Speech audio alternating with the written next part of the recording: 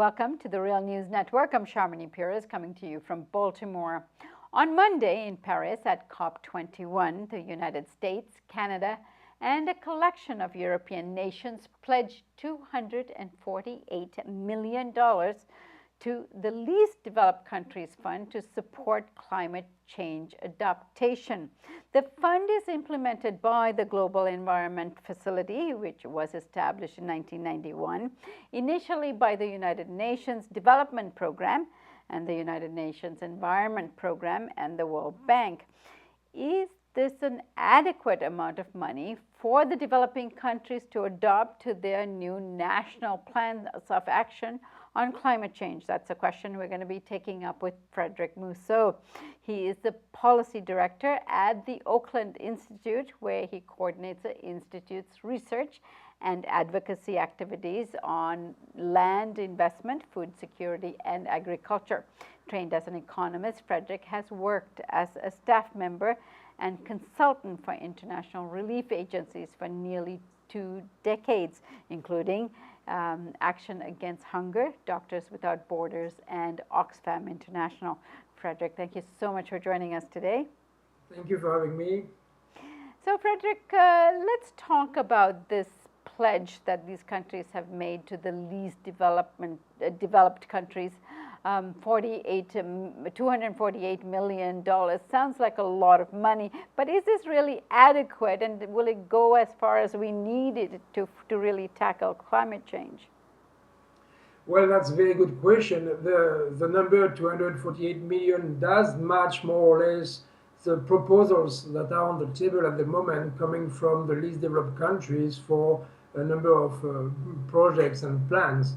But we have to realize it's really missing a zero when you look at the requirement for adaptation as calculated by the UN, which is of 100 billion a year. And this announcement, which is really a one-off contribution, is very far from this target. Now, from what I understand, that this fund has already been active as a fund for the least developing countries, and so these pledges are somewhat new. But has this fund, as far as you know, in the past, helped countries adapt to climate change? Yes, it has been going on for a few years, but it's still really the beginning. Altogether, I believe there's something like 1 billion today in the pot of pledges for these funds, and there are a number of projects that have been approved very recently. I think only 8 projects have been approved just back in September. So we haven't seen really any implementation yet, but there are indeed some interesting and relevant projects in the plan. The question is, yes, sorry. Frederic, let's take up an example of the kind of thing that this fund can address in a small country like Haiti or Sri Lanka that would really require this kind of money in order to adopt. What kind of program are we looking at? Typically, if you think of Sri Lanka, it will be projects like the rehabilitation of mangroves in Sri Lanka. One of the projects approved in September is about restoration of wetlands in Senegal. So this is a kind of very specific project on one specific location or on certain kind of activities or ecosystem like mangroves. Right, and on what kind of program or project would actually prevent islands from disappearing? I mean, what are they supposed to do? Build walls around themselves? No, that's unfortunate. For a number of small island nations, there's not much that can be done apart from dropping sand and soil and rocks to rise the level of your land. But for a number of them, there are ways to do, like again, Sri Lanka, Bangladesh. There's something you can do, but that won't prevent the rise of the oceans. And for a country like Bangladesh, the situation is already very dire with millions of people who every year lose their land because of the flooding and live really on a survival edge at the moment already. So you can do some projects, but these projects will, for many millions of people, will never be enough. And one of the interesting facts about this fund is that once again we have nation states that are in Europe and US and Canada and other countries contributing to this fund, which is a good thing. But the real culprits of having created the mess we are in is really the corporations that have created the this kind of exorbitant CO2 levels that is creating the climate crisis. But I don't see they are pulling their money and throwing it into this pot.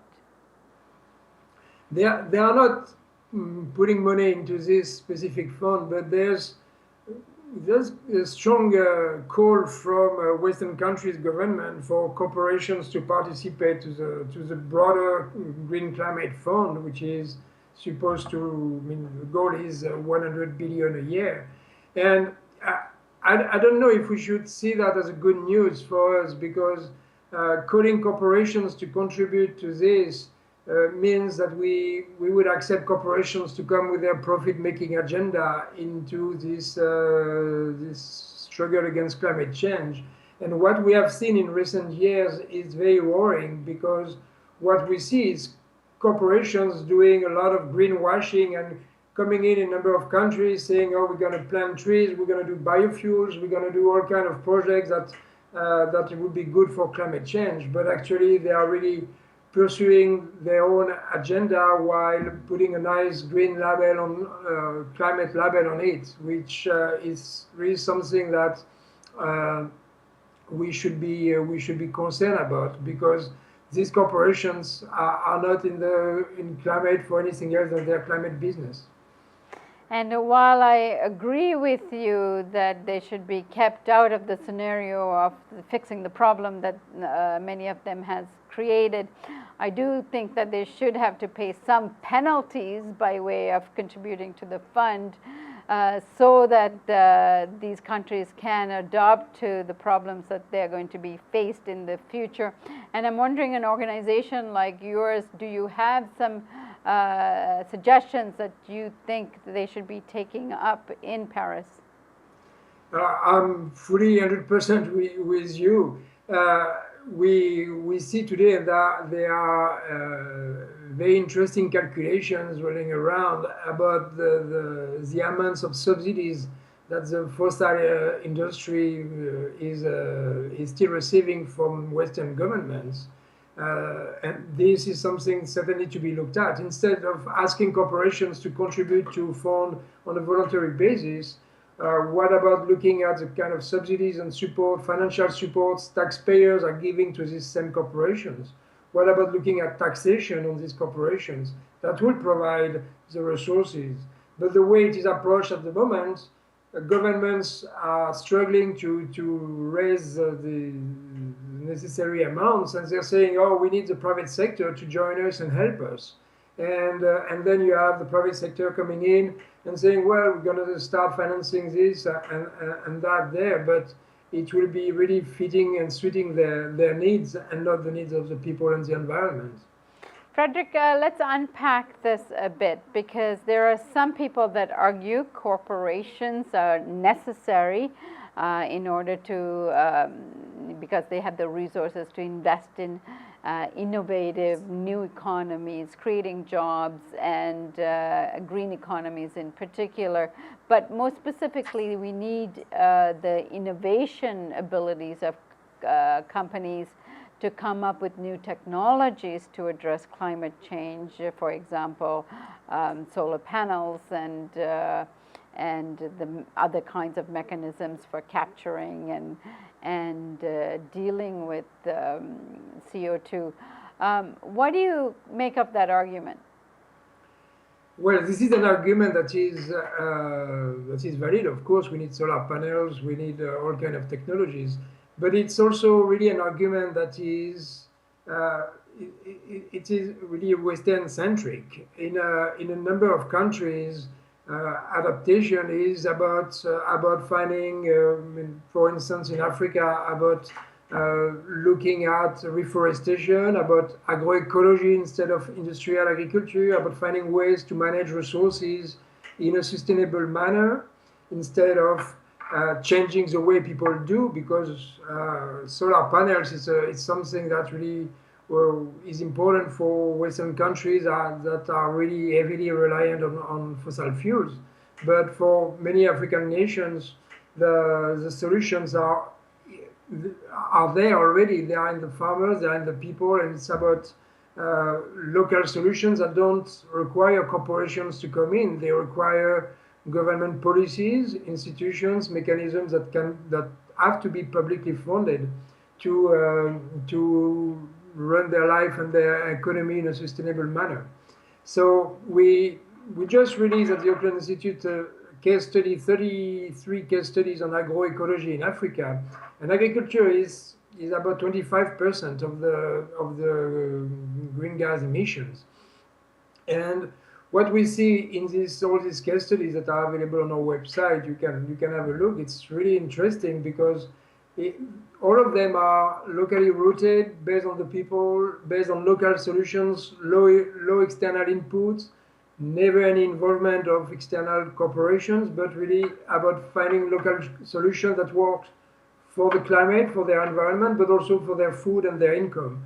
And it's certainly a way to look at this climate issue differently, is to not to rely on these magic bullets and technologies, but to see what kind of development model we want to pursue that is appropriate for the challenges that we are facing today. Frederic, and finally, the $248 million would not be really adequate to comprehensively address the problems of one country, let alone many. Are there any advocacy going on in terms of increasing this fund? Of course, there's a lot of advocacy going on.